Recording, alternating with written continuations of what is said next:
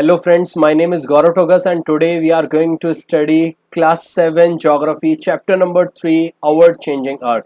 In this chapter we have to study about the lithospheric plates and the movements of the earth, endogenic and exogenic forces. So let's start this chapter. Our changing earth. In this chapter we are going to learn about the lithospheric plates and the movements of the earth. So let's begin this chapter. The lithosphere. Lithosphere is nothing just the crust means first layer and the upper mantle. Crust and the upper mantle together known as lithosphere. And this lithosphere is broken into various plates or we call it as slabs. So these broken plates of lithosphere is known as lithospheric plates. And these are huge in size. For example, Eurasia. Eurasia is a lithospheric plate which include Asia and Europe, both the continents. These lithospheric plates floats on the molten magma and they also move opposite direction to each other and they move very slowly, means only just a few millimeters every year. Now the question arises, why these lithospheric plates move?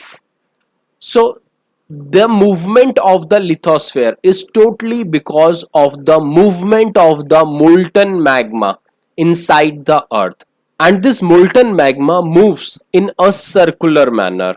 So this is the core reason of the movement of these tectonic plates. Due to the movement of these tectonic plates, some changes occurs on the surface of the earth.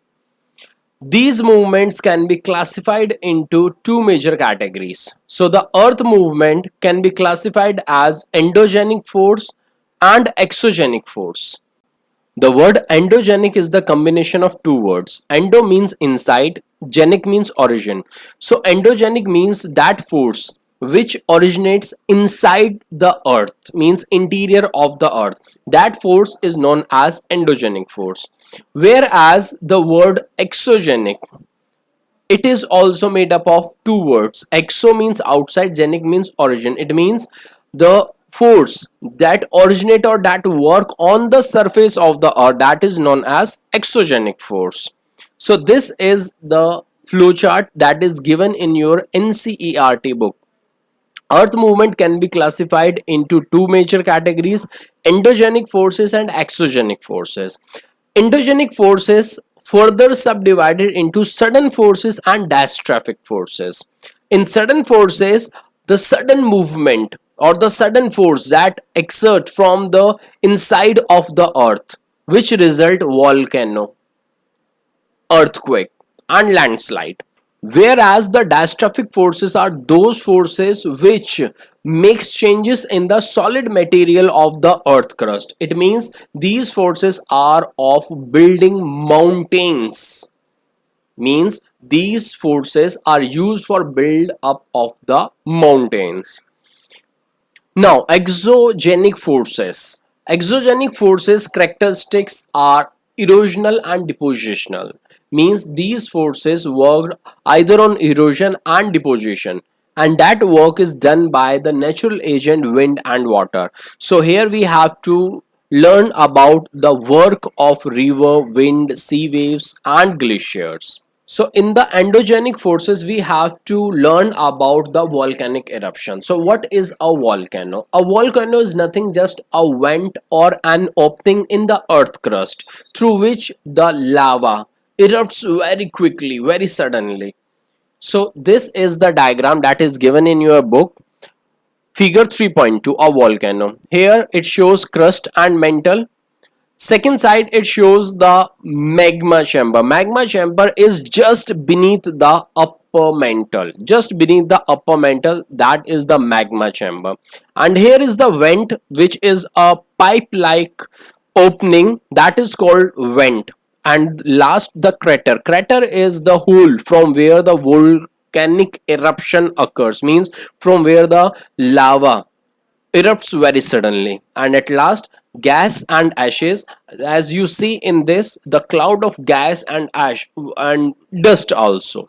Next is an earthquake. We all know about the earthquake. So this is the diagram that is given in your book. So here we have to learn various terminologies that is associated with the earthquake. So first of all, when the lithospheric plates move, we now know the lithospheric plates and why they move. Okay, so when they move and when they collide with each other, during this movement, the surface of the earth vibrates, and these vibrations go all round directions on this planet. So these vibrations are called earthquakes. Now, various terms, for example, focus and epicenter. So focus and epicenter both are the places from where the earthquake originates. So the question is, then why we are using the two different terms to describe the originating point? A slight difference is there. For example, epicenter. So epicenter is on the surface, whereas focus is beneath the surface. So where the lithospheric or tectonic plates collide with each other and the earthquake originate, that point inside the earth is called focus, whereas epicenter is the point just above the focus on the surface of the earth. And last, the seismic waves.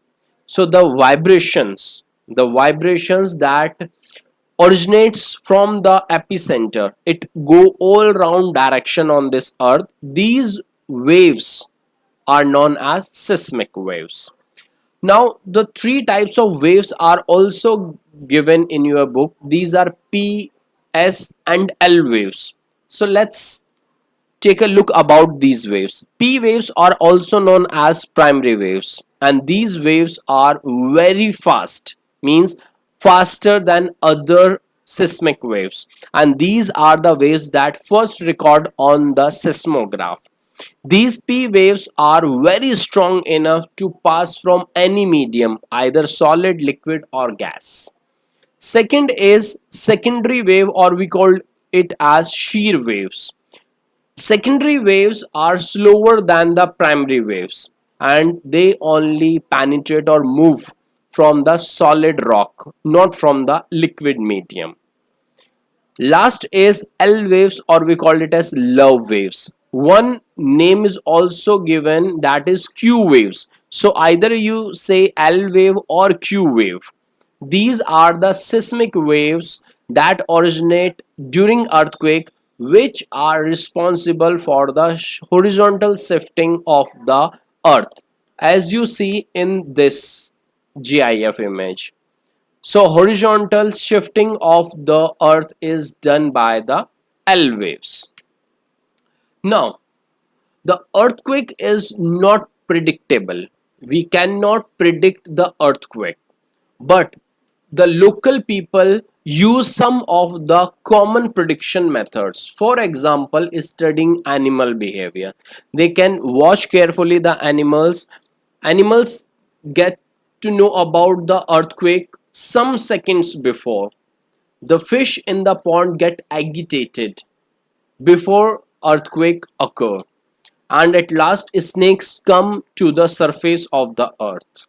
So this is the short video which shows that dog knows about the earthquake earlier than the man. So this is the case study that is given in your book. That was an earthquake that hits Bhuj, Gujarat in 2001. The exact date 26th January 2001. Yes, Republic Day.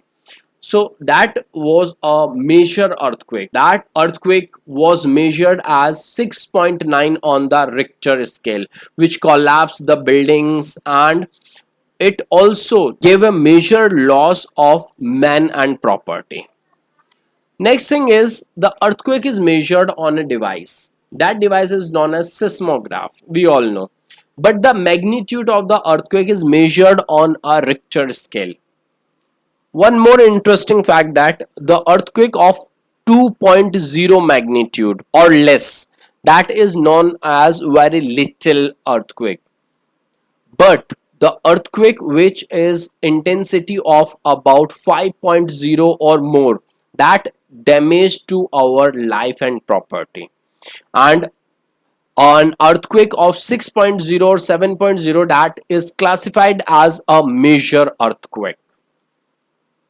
So these are some of the earthquake preparedness steps given in your book. For example, find a safe spot, for example kitchen corner, under a table or desk, against an inside corner or wall.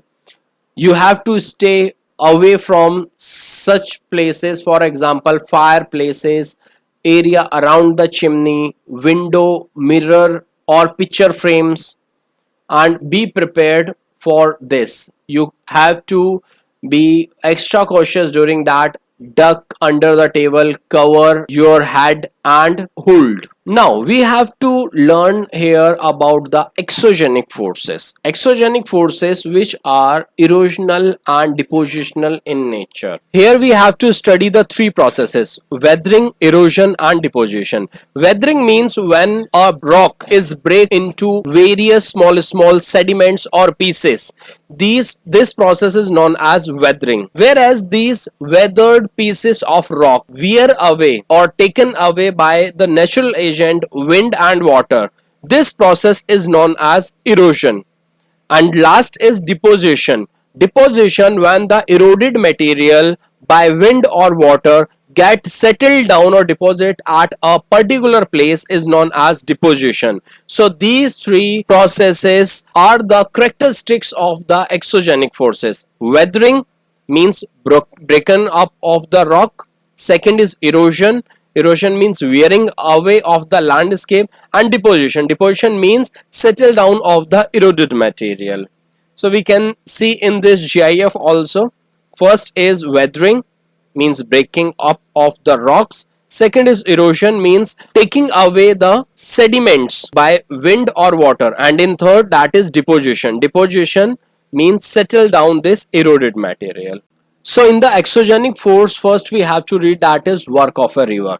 When the running water of a river start weathering, erosion and at last deposition, all the three processes done by a river makes lots of landscape. So first, when the river falls from the steep angle on soft rock, it forms a steep valley. This forms the waterfall.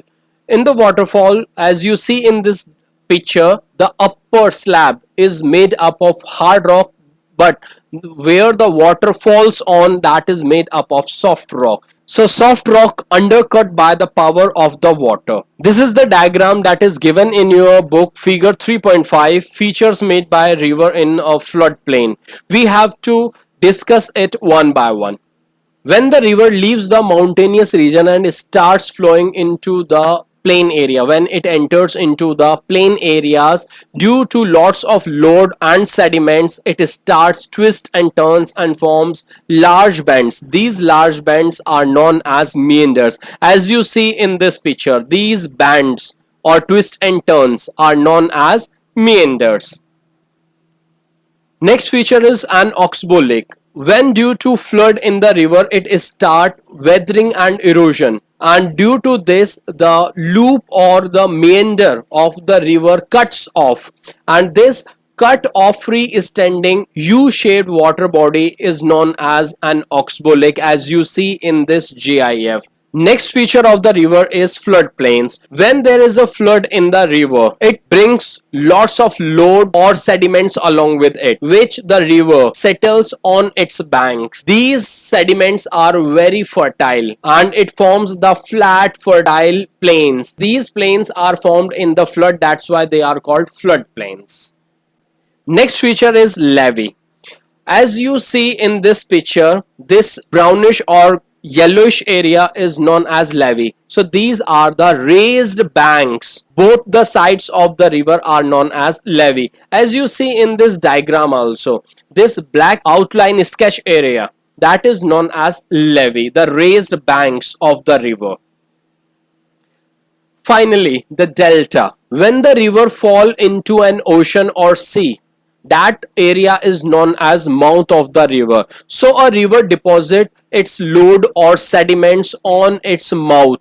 Because of this sediment, the main stream divided into two streams. Further, these two streams further divided into various small streams. These streams are known as distributaries, and all the sediments collected on all the mouths of this distributaries commonly known as delta, as you see in this GIF. For more clarity, you can look into the second picture. These sediment, this soil, these sediment bring by the river that forms a delta. The main stream divided into small streams, these are known as distributaries.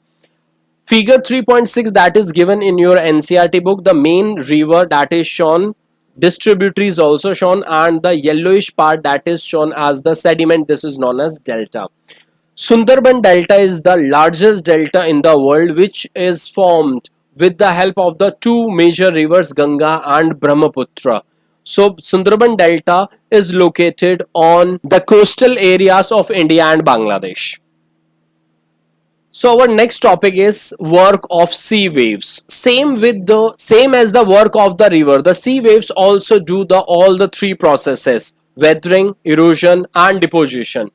The sea waves continuously strike on the rocks that are placed in the oceans. Due to this continuous strike, cracks develop, and over time these cracks became larger and wider. So hollow cave-like structures are formed in these rocks. So these caves are known as sea caves, as you see in first and second picture. These cavities, means sea caves, become bigger and bigger, and only the roof like structure remains of these caves, thus forming the sea arcs, as you see in this GIF. This tunnel like structure, only roof is left, that is known as sea arc. But due to the time, the roof also falls and only the wall like structures left. As you see in this first and second picture, these wall like structures are known as stacks. So this is the diagram that is given in your book, figure 3.7, feature made by sea waves. First, that is showing sea cave. Later on, these sea caves turn into sea arcs. When the roofs fall, only wall-like structure left, that are known as stacks. So the next feature of sea waves is sea cliff, the steep rocky coast rising almost vertically above the sea water. That is called sea cliff. As you see in this GIF, the vertical rising of the coast, that is known as sea cliff. Last feature of sea waves, that is beaches. When the sea waves deposit its load or sediments along the shores, forming the sea beaches. Next topic of this chapter, that is work of ice, that is also come under exogenic force. So the glacier, or we call it as river of ice, that too also weathered, erode and deposit the sediments along with it. That is also bulldozing soil and stones from its below course also. When the glaciers carve out deep holes there, the ice melt and get filled up with water and forms beautiful lake in the mountains. Next is glacial moraines. See this picture carefully. This white portion is ice that later on melt and move like a river. In between these white area, means in between these ice, this brown long strips of sediments are known as glacial moraines. So this glacier or the river of ice brings logs and sediments along with it. It deposits in long and narrow strip shapes. These are known as glacial moraines. Last topic of this chapter, that also come under exogenic force, work of the wind. So in the desert, only wind is an active agent of weathering, erosion and deposition. In these pictures you see mushroom like rocks. So these rocks, these mushroom rocks, only found or we can see in the desert area only. Why? Because wind lifts up the small sand particles along with it, which erode the lower section of the rock more than the upper section. So therefore such rock have narrower base and wider top. So these types of rocks are known as mushroom rocks. Next landscape or work of the wind is sand dunes. So when the wind blew, it lift and transport sand from one place to another place. These sand is the small sand particles. When it is stop blowing, when wind is stop blowing, the sand particles falls and get deposited in a low hill type structures. These structures are known as sand dunes. We all know about sand dunes. This is the picture of sand dune. Last topic of this chapter, loess. When the grains of the sand are very fine and light, the wind carry it over to the very long distances. Such sand particles get deposited in the large area and form like mountains. These are called as loess. These are commonly found in China. Now here this chapter came to an end. I hope you can understand this chapter. If you have any query, please write in the chat box. I will definitely revert to your query. Good day, goodbye, Jai Hind.